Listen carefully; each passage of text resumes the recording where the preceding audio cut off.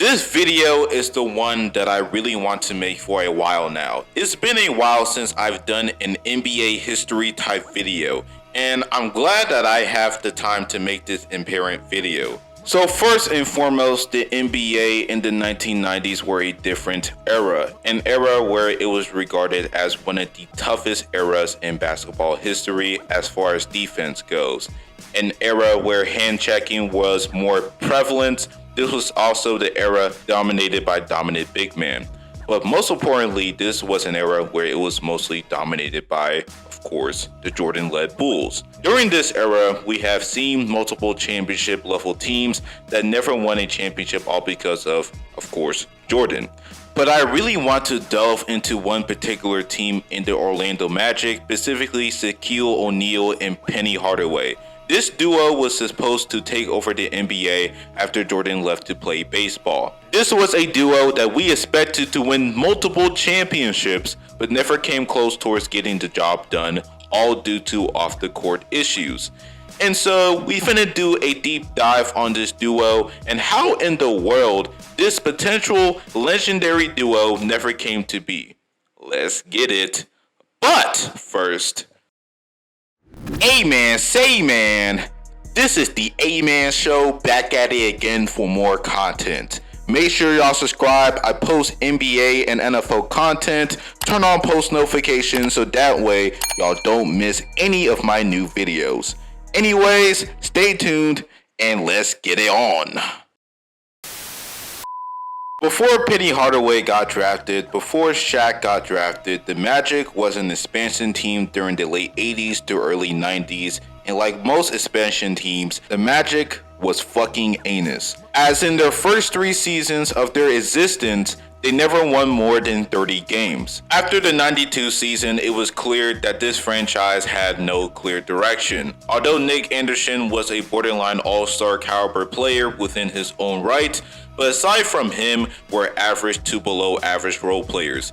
And so they needed a franchise guy who can propel this franchise. And that's when Shaq comes into the picture. Shaq, before getting drafted, was one of the most dominant players in college basketball history. No one has ever seen a guy this big, strong, and athletic, meaning he can bring the ball up to the court and go all the way and finish, and was literally unstoppable down low. And since the league during that time was dominated by big men, obviously he was the highest touted prospect in this draft. Eventually Shaq would get drafted first overall by the Orlando Magic, and in his rookie year will have one of the greatest seasons for a rookie ever, averaging 23 points, 14 rebounds. He also averaged 4 blocks per game while shooting 56% from the field. He will improve this Magic record by 20 more wins, and he will win Rookie of the Year. During the 1993 offseason, the Magic had the lowest odds of getting the first overall pick going into the lottery. But surprisingly, they will win the lottery by getting the first overall pick. And in that 93 draft, they will draft Chris Webber with the first pick. But out of nowhere, in one of the most infamous draft day trades in NBA history, they will trade Chris Webber to the Golden State Warriors for Penny Hardaway. Hardaway was a heavily touted prospect going to the 93 draft. Many viewed him as a future generational type player, the next Magic Johnson, because he's a 6'7" point guard and handles the basketball as well as distributes similarly like Magic and athletic. Can finish extremely strong to the rim and crafty, and has a mid-range game. Hell, he was bringing in so much popularity that even Nike offered him a endorsement deal before playing his first ever game in the NBA. So during the 1994 season, the Magic with Shaq and Penny were immediately a playoff team. Shaq will increase his production to 29 points, 13 rebounds, 3 blocks, shooting 60% from the field. Penny Hardaway will be second in Rookie of the Year voting, averaging 16 points, 5 rebounds, dished out 6 assists, shooting 46% from the field, 26% from 3, and 74% from the charity stripe. The Magic will finish the 94 season with a 50-32 record and have the 4th seed in the Eastern Conference. The Magic were favored to win against the Pacers in the first round, but that couldn't be further from the truth because they would get swept in 3 despite the majority of the games being close. But still, an L is an L.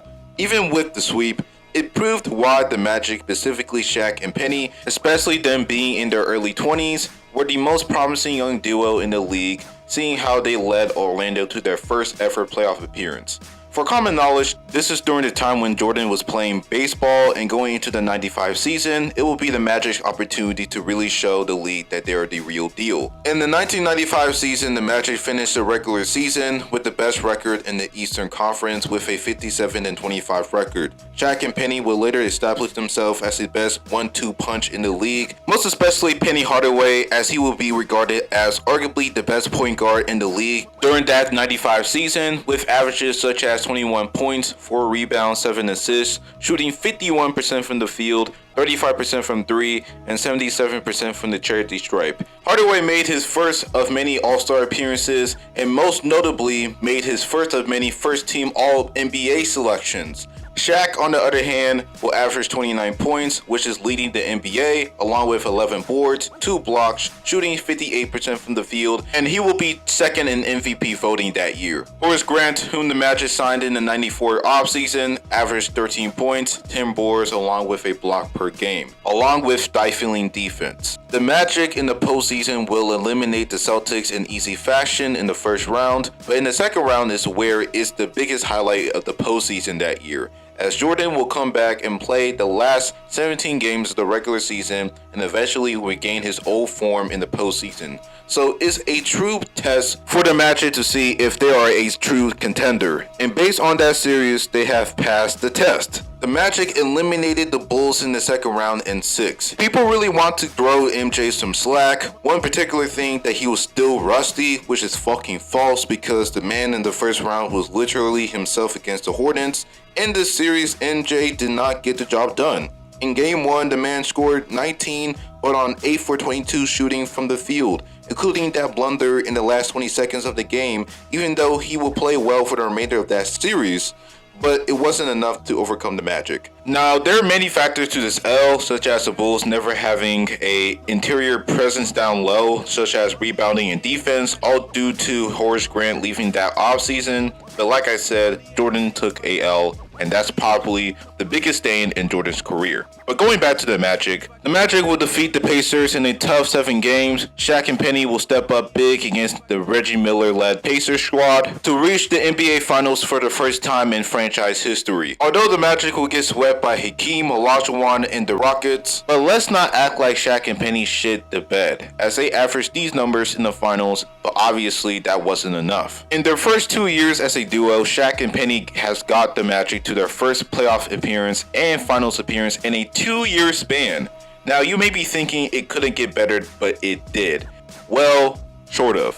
In the 96 season, the Magic went from 57 wins from the year prior to 60 wins. Penny Hardaway will continue to prove why he's the top point guard in the NBA, as he will average 22 points, 4 rebounds, 7 assists, shooting 51% from the field, 31% from 3, 77% from the charity stripe. He will make his second All-Star and first-team All-NBA selection, and he was surprisingly third in MVP voting. Although they were the second seed in the Eastern Conference because of the 72-win Bulls team, but this Magic team was better record-wise than last year. They will sweep through the first and second round of the playoffs until they will rematch against the Bulls in the East Finals. A series that can go to 7 games, but again, that couldn't be further from the truth, as the Bulls will sweep the Magic to advance to the NBA Finals.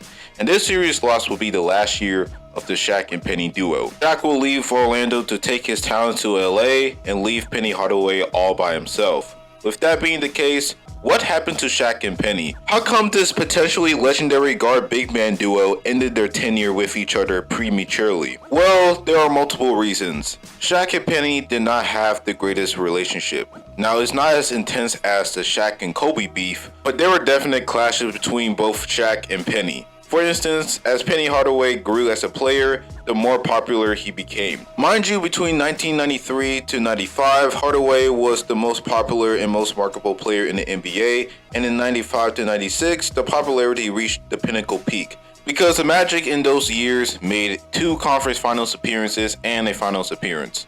So of course the popularity for Penny Hardaway was through the roof, and because of that, Shaq got jealous, especially when the Magic signed Hardaway to a 9-year deal worth $70 million. Which leads me to another reason why this duo ended, is because the Magic lowballed Shaq with a 4-year, $54 million deal, and obviously Shaq was not having it, and for good reason. Alonzo Mourning and Juwan Howard both signed 7-year deals worth $105 million. There's no way that a runner-up in MVP voting, Rookie of the Year recipient, and a scoring title should get paid this low. If anything, it's disrespectful for the Magic to lowball Shaq after all he did for this franchise.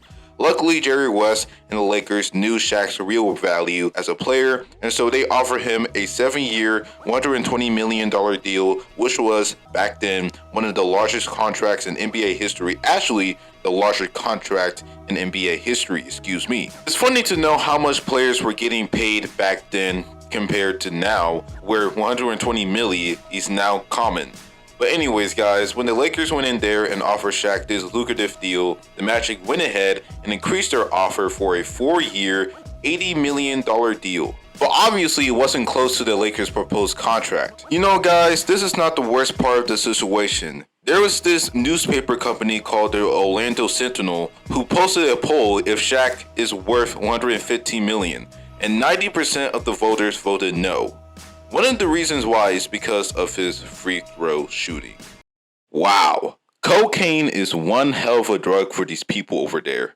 Anyways guys, and so Shaq of course signed with the Lakers in the largest contract in history, and also with the Lakers he will be the man on the team with more popularity, and over the years it will be proven time and time again that Shaq made the best move of his career, because Penny Hardaway will deal with nagging injuries throughout his time at Orlando, and some of the injuries has sapped his athleticism permanently, and he was never the same since. Meanwhile, Shaq will go on and win an MVP while going on a three-peat, while being Finals MVP in all of them, further cementing himself as the most dominant player in league history. So the Shaq and Penny duo was short-lived. The duo has risen the Magic franchise to new heights, such as helping the Magic reach the NBA Finals in a matter of 2 years. The Magic during the 90s were the early 2010 OKC Thunder before OKC. But the ironic thing about both of these teams is that both of them collapsed due to, you guessed it, contract situations. The Magic having the worst collapse compared to the two. Had the Magic matched what Shaq wanted in free agency, had Penny Hardaway didn't deal with nagging injuries, who knows? Maybe the Magic would have taken down the Bulls multiple times and won 1 or 2 chips. The Magic definitely have the talent to compete against the Bulls. Had they kept their key guys and retooled, they would have won at least 1 championship. Although Shaq and Penny was regarded as the best 1-2 punch in the NBA during the 90s, but this duo had the potential to be up there with the Magics and Kareems in the world as far as NBA history goes. Maybe they would have been the most talented duo in NBA history. Who knows? But facing reality, that shit didn't come to pass. And so the Shaq and Penny duo will go down as one of the biggest what-ifs in NBA history. Another attempt at a potential dynasty, but halted due to unfortunate circumstances. And that's the video. What are your thoughts about this video? If Shaq and Penny stayed together and Hardaway stayed healthy, would they won multiple championships? Let me know in the comment section below, and make sure y'all subscribe for more NBA and NFL content. Road to 1,000 subs by the end of the year. Turn on post notifications, and that is all. Stay litty. This is the A-Man Show. Sign out.